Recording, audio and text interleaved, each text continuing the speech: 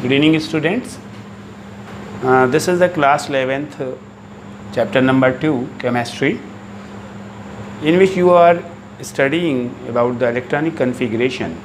In the last lecture, I have explained about the Aufbau principle, in that the energies of the subshells are given to you, and one configuration I have solved and some question I have given to you to do. So today we will discuss regarding that and some other points. So dear student, as you know how to write the electronic configuration in SPDF, that's mean according to the subshell. So if we will write the electronic configuration of argon 18, argon is equals to 18. So what you will write? 1s2, 2s2, 2p6, 3s2, 3p6. See here, 1s2, that means 2 electrons, 2s2, 2 electrons, 2p6, 6 electrons, here 2 to 4, 6, 10 to 12, 6, 18. This is the configuration of argon 18. What you are seeing at the last, there are 6 electrons. It is a stable configuration.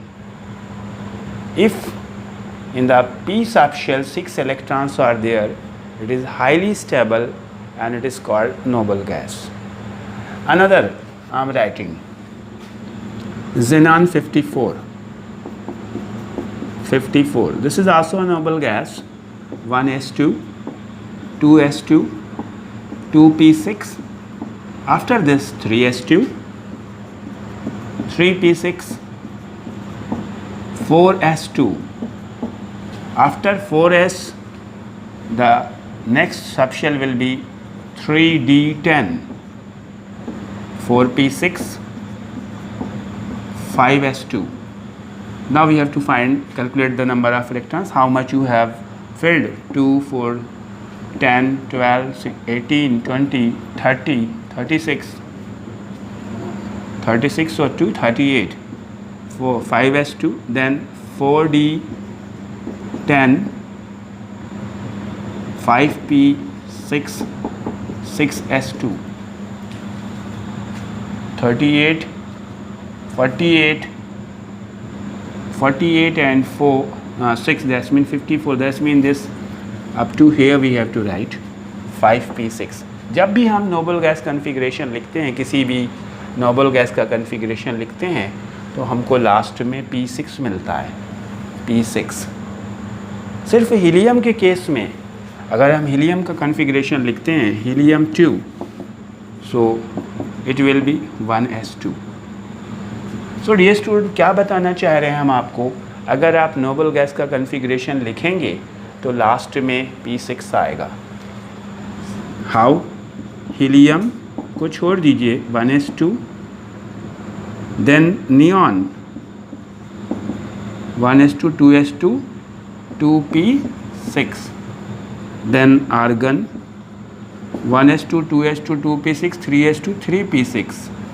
You will get 3p6. Then krypton 36, here you will get 4p6. Then xenon का आपने सामने लिखा हुआ है, so you will have 5p6. After last, this is radon, so it will be, what should be, 6p6. ऐसा हम आपको क्यों बता रहे हैं? अभी जब आप कन्फिग्रेशन लिखते हैं तो आपको जैसे बोला गया xenon का लिखिए, आपने इतना लंबा लिखा, उसके बाद आपसे बोल दिया जाए कि 55 नंबर का लिखिए, तो आप ये पूरा लिखेंगे, और पूरा लिखने के बाद फिर यहाँ पे आपको सिर्फ लास्ट में s1 बढ़ा देंगे, 6s1 55 के लिए. फिर आपको अगर बोला जाए 56 का लिखिए, तो फिर आप पूरा लिखेंगे और फिर आप लास्ट में एक बढ़ा देंगे. तो अगर आपको ये कन्फिग्रेशन आता है, इसे नोबल गैस कन्फिग्रेशन बोलते हैं, और आप किसी का भी लिखना चाहते हैं तो आप बोर नहीं होंगे और आप इजी वे में लिख सकते हैं। जैसे आपको लिखना है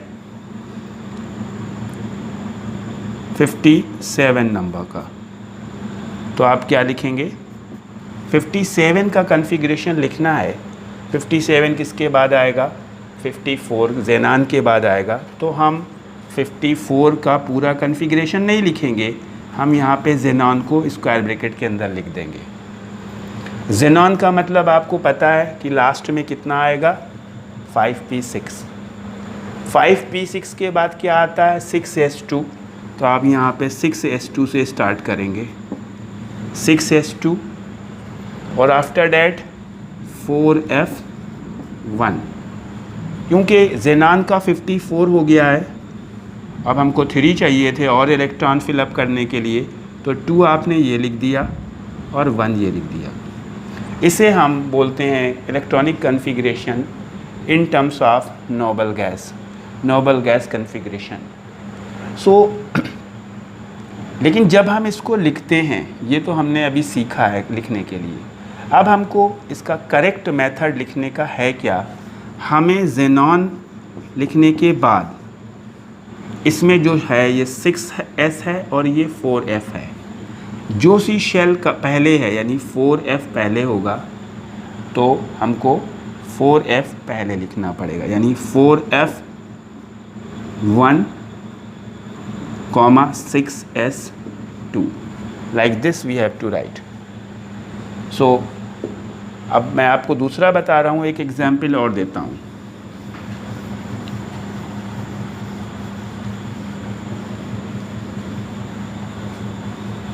जैसे आपको 92 का लिखना है, यूरेनियम 92, तो अब आप पूरा लिखें ये 1s2 2s2 2p6 और बार बार आपको बोला जाएगा, तो एक बार लिखना हो तो चलो ठीक है, लेकिन अगर आप बार बार लिखते हैं तो बोर हो जाते हैं।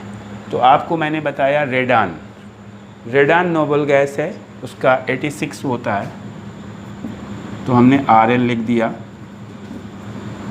अब जो है और 6p6 होता है, तो ये 86 हो गया आपका और 6p6 हो गया। 6p6 के बाद आएगा 7s2। अब इसके बाद आएगा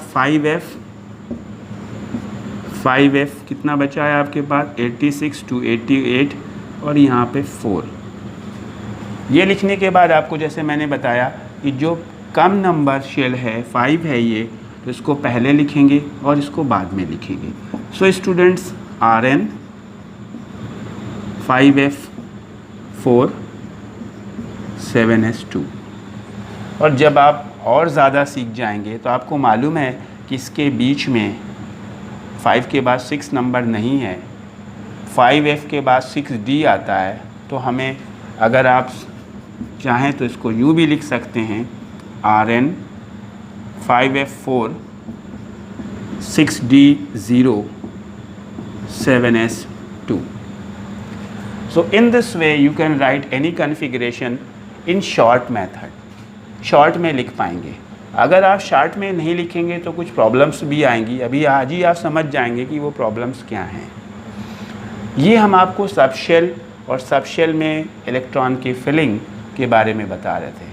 आज जब मैंने कुछ क्वेश्चन पुटअप करे तो स्टूडेंट्स अभी भी 288 करके कॉन्फ़िगरेशन लिख रहे हैं। अगर आप इसको नहीं सीखेंगे, 288 आपका रॉन्ग नहीं है, लेकिन आपको इससे बहुत सारी हेल्प मिलनी है और बहुत सारी चीज़ें इसी से सॉल्व होंगी। ओके स्टूडेंट्स, सो आपने सबशेल्स के बारे में पढ़ लिया, इलेक्ट्रॉनिक कॉन्फ़िगरेशन के बारे में पढ़ लिया। अब नेक्स्ट पॉइंट आता है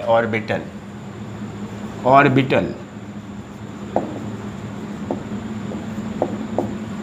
Subshells are the part of shell and orbitals are the part of subshell. Subshell के जो पार्ट्स हैं उनको ऑर्बिटल्स बोलते हैं। हमारे पास 4 तरह की सबशेल हैं, S subshell, P subshell, D subshell and F subshell. और इनमें इलेक्ट्रॉन्स हैं 2, maximum 6, 10 and 14। S subshell contain only one orbital only one orbital.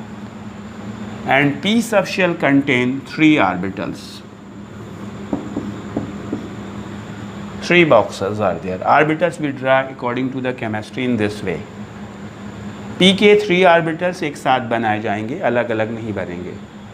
d subshell has 5 orbitals and f subshell has 7 orbitals. 1 2 3 4 5 6 7. In one orbital you can put maximum 2 electrons. Here there are 2 electrons, and electrons of the s subshell will be filled only in one orbital. One is in the clockwise direction, upward sides, and another in the downward side, that's mean in anti-clockwise direction. Similarly, in the p subshell we can fill maximum 6 electrons. One in upward, one in downward. But during the filling of the electrons, we have to keep in mind, first we will fill clockwise direction in the orbitals. 1, 2, then 3.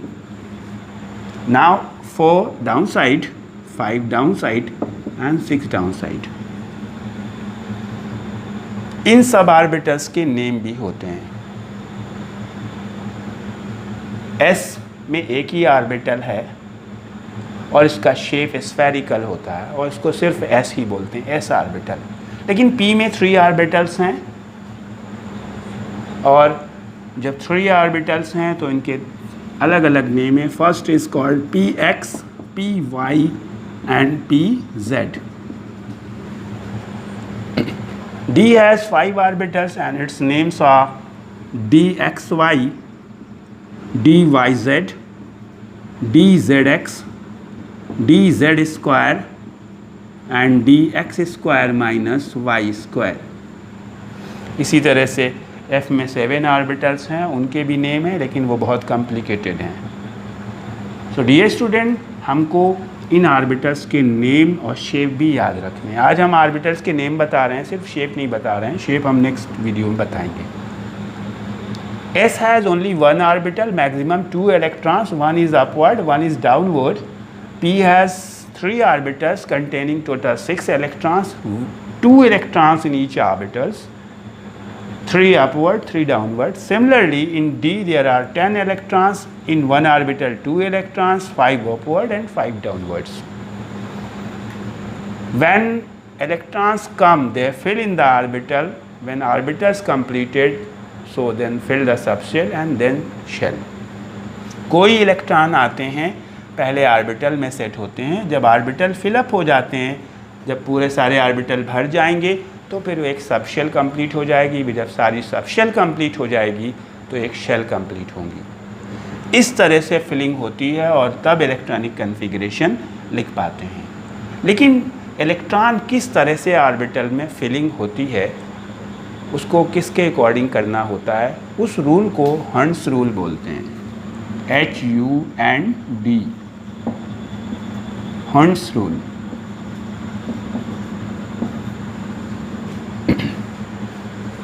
जैसे आप configuration लिखें, carbon 6, 1s2, 2s2, 2p2. और हम इसको orbital में बनाएं. S में कितने orbital students? 1 orbital. So orbital diagram if you will draw, this is called orbital diagram. 1s2, 1 upward and 2 this. This is first electron, this is second electron. After that 2s2, so it has little higher energy. You can draw little bit high level like this, and this is 2s2. थोड़ा सा ऊपर बनाया है इस वजह से कि ये पता चले कि इसकी एनर्जी कम और इसकी एनर्जी ज़्यादा है. There are 2 electrons also, one upward and one downward. This is electron number 3 and this is number 4.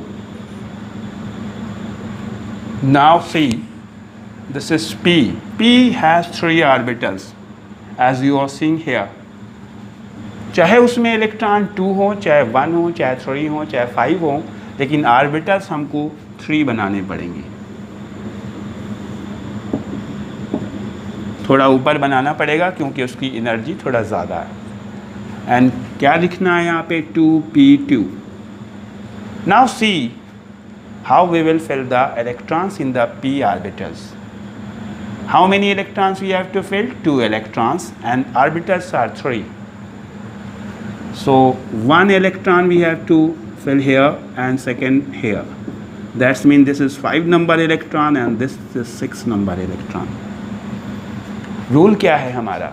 ये हुन्स रूल के अकॉर्डिंग फिलिंग हुई है। जब हम किसी ऐसी सबशेल में इलेक्ट्रॉन फिलअप कर रहे होते हैं जिसमें एक से ज़्यादा ऑर्बिटल हों, एस में तो एक ही ऑर्बिटल है, कोई प्रॉब्लम नहीं है।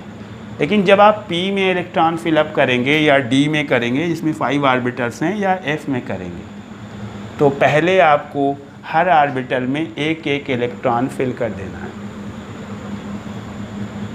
यहाँ पे 2 ही इलेक्ट्रॉन थे तो दोनों ऑर्बिटल में एक एक इलेक्ट्रॉन आ जाएगा।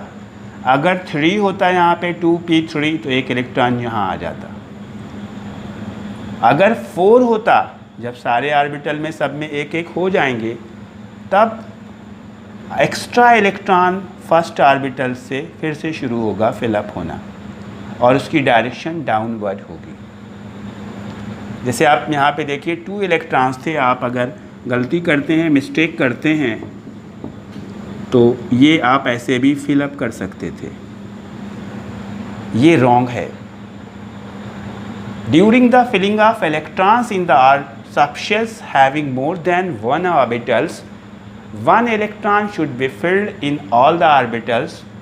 If extra electrons are there, then it will start from first orbital again in the reverse direction. This is the Hund's rule.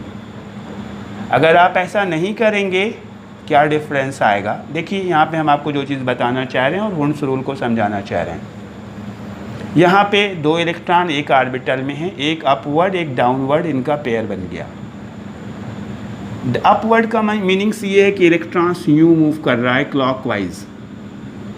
Clockwise का मीनिंग ये है, जब आप अपनी वॉच को देखते हैं, क्लॉक को देखते हैं, क्लॉक में ऊपर 12 होता है, 12 के बाद 1 आता है, 2 आता है। निडल हमेशा 12 से 1 की तरफ जाती है, यूँ घूमती है। कभी भी निडल 12 से 11 की तरफ नहीं जाती है। अगर 12 से 11 की तरफ जाएगी तो उसे एंटी क्लॉकवाइज बोला जाएगा। तो जो हम एरो ऊपर की तरफ इंडिकेट कर रहे हैं, इसका मीनिंग वो इलेक्ट्रॉन्स क्लॉकवाइज घूम रहे हैं, यूं घूम रहे हैं। और जो नीचे की तरफ हैं, उनका मतलब है एंटी क्लॉकवाइज घूम रहे हैं।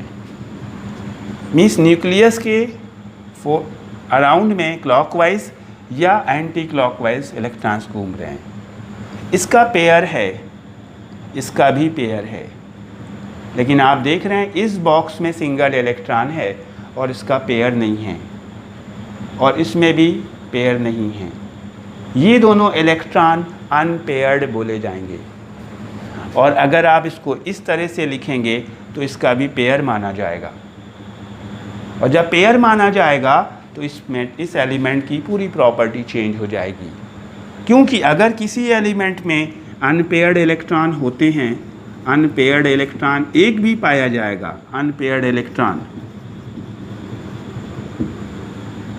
सो वो एलिमेंट पैरामैग्नेटिक बोला जाएगा। पैरामैग्नेटिक। और वो मैग्नेट उसे अपनी तरफ अट्रैक्ट करेगा। और अगर अनपेयर्ड नहीं है तो वो डाई मैग्नेटिक बोला जाएगा। और उसको मैग्नेट अपनी तरफ अट्रैक्ट नहीं करेगा, उसे रिपेल करेगा। कितना डिफरेंस आ जाएगा आप सोच भी नहीं पाएंगे। आप सोचेंगे इसे मैग्नेट अट्रैक्ट करेगा, अगर यहाँ पे ऐसे बना देंगे तो रिपेल करने लगेगा। और आप लेके पहुँच जाएंगे उसके पास मैग्नेट ऑपरेशन करने के लिए बायो स्टूडेंट, और बॉडी में पता चला वो है कि आप तो सोचेंगे कि रिपेल करेगा, हम इससे ऑपरेशन कर लेंगे, लेकिन उसमें वो चिपक जाएगा। So dear student, Hund's rule के अकॉर्डिंग हमें इलेक्ट्रॉन्स को ऑर्बिटल्स में एक एक करके भरना है। अब फिर से एक बार और एग्जाम्पल आपको देते हैं। अगर हम ऑक्सीजन का बनाते हैं, so see students, oxygen 8, configuration is 1s2, 2s2, 2p4. So 1s2, this is 1s2, first electron and second electron, 1 and 2. Say this is the second, 2s2, third electron, fourth electron, 3 and 4. Now the 2p4, 3 orbitals.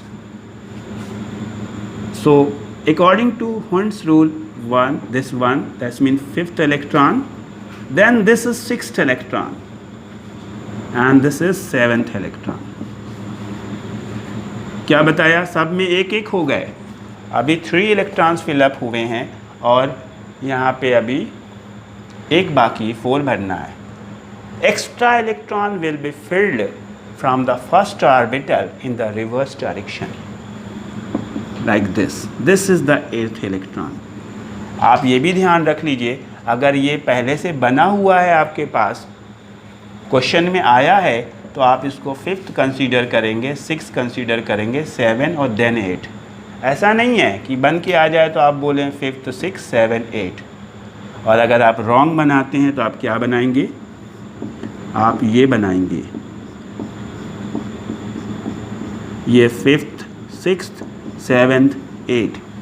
और 2 बड़ी problem आएंगी. अभी तो आपको paramagnetic और diamagnetic ही बताया. ये देखिए 2 इलेक्ट्रॉन अनपेयर्ड आ रहे थे इसमें, और इसमें एक भी अनपेयर्ड नहीं आ रहा है, और एक ऑर्बिटल खाली भी जा रहा है. ढेरों प्रॉपर्टीज़ चेंज हो जाएंगी. तो ये आपका हुंड्स रूल है. I think you have understand about the Hund's rule. So after this you can find the number of unpaired electron, paramagnetic and dimagnetic nature of the elements. Okay students. Students देखिए, अभी मैंने आपको एक चीज़ पहले बताई थी Nobel gas configuration के बारे में, और उसके बाद हमने ऑर्बिटल डायग्राम बताया. अब अगर आपको हम बोल दें कि क्रोमियम 24 का ऑर्बिटल डायग्राम बनाइए, तो उसके बॉक्सेस बनाते बनाते आपका पेज भर जाएगा. या हम कोई बड़े एटॉमिक नंबर को दे दें तो आप कॉन्फ़िगरेशन तो लिख देंगे, लेकिन उसके बॉक्सेस बना के उसमें इलेक्ट्रॉन को फिलिंग करना मुश्किल हो जाएगा. तो उस केस में भी हम नोबल गैस कॉन्फ़िगरेशन का यूज़ करते हैं. Suppose you want to draw the orbital diagram of Br35. अब आप पूरा Br35 का इलेक्ट्रॉनिक कॉन्फ़िगरेशन लिखें और उसके बाद आप उसको डायग्राम बनाएं तो बहुत लेंदी हो जाएगा, क्योंकि उसके बाद हमको उसमें अनपेयर्ड इलेक्ट्रॉन फाइंड आउट करने हैं. एम हमारा ये है, टारगेट ये है, तो हमें उसको लिखना पड़ेगा AR का 18 हो गया, 3p6, 4s2, 20 हो गया, 3d10, 30 हो गया, 4p5. जब हम इतना लिख लेंगे तो हम इसका सिस्टमेटिक वे से करेंगे, जो हमने बताया कि पहले कौन सा बनाना है. तो हो गया AR, 3D को पहले लिखेंगे, 3D10. इन दोनों में 4 4 है तो 4s पहले लिखा जाएगा, 4p उसके बाद लिखा जाएगा. अब हमको इतने का ही ऑर्बिटल बनाना है. AR 3D10, that's mean 5 orbitals. Electron कैसे फिल करेंगे देखिए, 1 2 3 4 5. फिर रिवर्स डायरेक्शन में 6 7 8 9 10. और हम पहले तो इसको ऊपर बनाना बता रहे थे, लेकिन अगर आप ऐसे बनाते रहेंगे तो बहुत ऊपर तक चला जाएगा. आप इसी के आगे बना दीजिए, समझ जाएंगे टीचर्स, आप भी जान जाएंगे कि इसकी एनर्जी कम, क्योंकि ये पहले बनाया गया, इसकी ज़्यादा. और ये हो गया 4s2. और देन P में 3 बॉक्स बनाएंगे. तो P में कैसे इलेक्ट्रॉन फिलअप करेंगे, 1 2 3 4 and 5. 1 unpaired electron. It is paramagnetic in nature and it has one unpaired electron. So now you have to do the question. Find the unpaired electron in Fe26 and Zn30. Question number 2. Draw the orbital diagram for nitrogen 7 and chlorine 17. These two questions you have to do, and please be regular in the class. During the class you have to reply the question, because if you have any doubts, so you can confirm, you can ask. Okay student, good night.